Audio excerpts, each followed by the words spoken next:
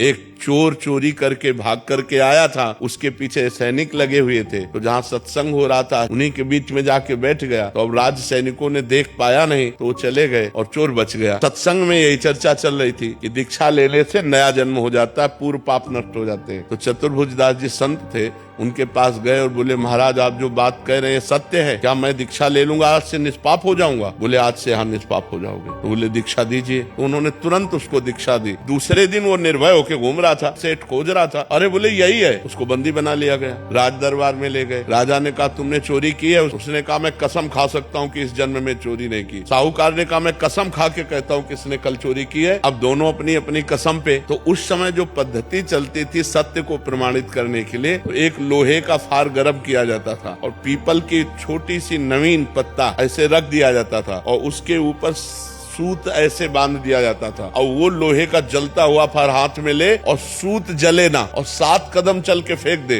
वो सत्य माना जाता था। तो ऐसा ही चोर के साथ किया गया। जे ही पूरी पद्धति करके ऐसे फार और 7 कदम चला फेंक दिया, बिल्कुल सूत ज्यों का त्यों। अब तो राजा ने सेठ को कहा ऐसे फांसी दो। जब उसकी फांसी की बात कहते बोले सरकार नहीं वो भी सही है। बोले कहानी ये है कि हमने कल चोरी की थी लेकिन फिर हमने दीक्षा ले ली, तो दीक्षा से नया जन्म हो जाता है, इसलिए मैंने इस जन्म में चोरी नहीं की। इस बात से वो राजा बड़े प्रभावित हुए।